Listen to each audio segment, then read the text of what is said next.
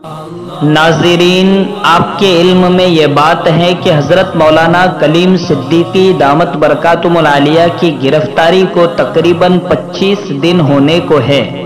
इस वक्त एटीएस की जांच रिपोर्ट आई है और आपके इल्म में ये बात भी है कि 16 तारीख को हज़रत की अदालत में पेशी है और इंशाअल्लाह मोमिन मलिक ने ये उम्मीद जाहिर की है कि हज़रत की रिहाई अमल में आएगी।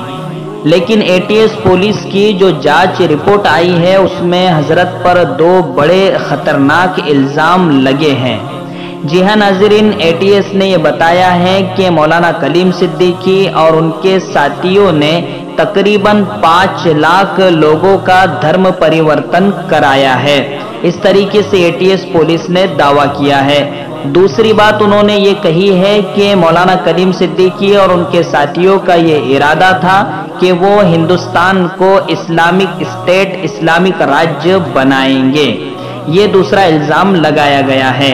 लेकिन नाज़रीन, द प्रिंट न्यूज़ रिपोर्टर है, उसने एटीएस ने यह भी दावा किया कि 1000 लोगों की सूची, 1000 लोगों की लिस्ट हमारे पास मौजूद है जिनका जबरन धर्म परिवर्तन हुआ है।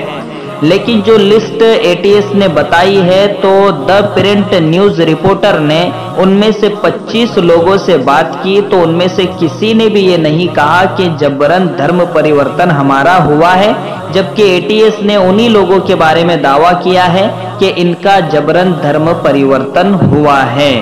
नाज़रीन, देखते हैं 16 तारीख को क्या होगा। मोमिन मलिक ने, जो कि हज़रत के वकील हैं, उन्होंने ये भी कहा है कि इंशाअल्लाह हम लंबी लड़ाई लड़ने के लिए तैयार हैं। इससे ये भी पता चलता है कि इल्ज़ामात काफ़ी संगीन हैं। हम अल्लाह से दुआ करते हैं कि अल्लाह तदबीर पर अपनी तमाम अल्लाह ताला ताकत को गालिब कर सकता है और जितनी भी तदबीर लोग चले, लेकिन अल्लाह इन्नहुम यकीदून कैदा व अकीदु कैदा, अल्लाह ने अपने कुरान में फरमा दिया है। हम उम्मीद करते हैं कि इंशाअल्लाह हज़रत की रिहाई 16 तारीख को अमल में आएगी।